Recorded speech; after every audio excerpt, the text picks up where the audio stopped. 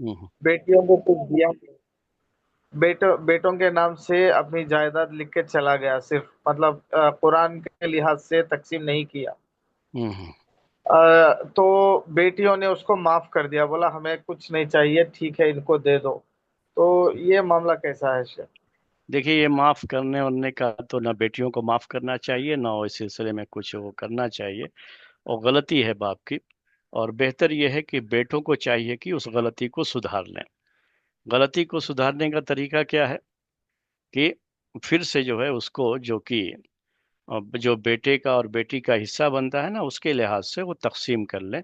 किताब और सुन्नत के लिहाज से, शरीयत के लिहाज से। बेटियां बहनें, जो अब बहनें हो गई उन भाइयों की, तो वो अगर अपनी मर्जी से उसी को वापस कर दें तो ठीक है। लेकिन पहले उनको दो, तो बाद में मालूम होता है कि उन्होंने माफ किया कि नहीं किया।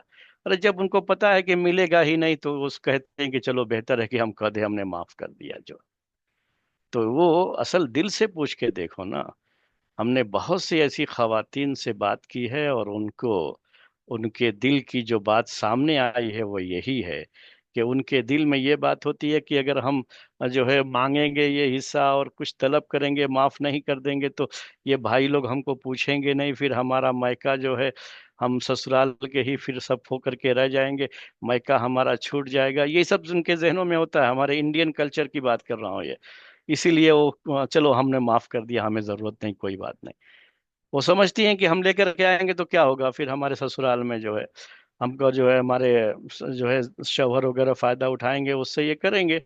हमें उससे क्या मिलेगा, बहुत ज्यादा कुछ तो मिलेगा नहीं, लेकिन ये है तो कम से कम हमारा मायका तो बना रहेगा उसकी वजह से।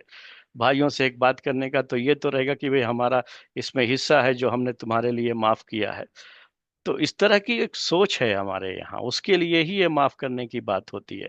वरना हकीकत में वो दिल से माफ नहीं करती हैं। उनके जहनों में ये बात डालनी है कि भाई तुम्हारा हिस्सा देने का मतलब ये नहीं होता कि हम जो बहन बहन भाई का रिश्ता है वो अपनी जगह पर फिर भी कायम रहेगा। कभी भी तुम आओगी तो तुम्हारे भाई का दरवाजा तुम्हारे लिए हमेशा खुला रहेगा। हम उसको ये यकीन दिलाएं, तुम्हारा मक्का ये हमेशा ऐसे ही बाकी रहेगा। बकिया शरीयत ने तुमको ये हक दिया है, तुम अपना ये हक ले लो।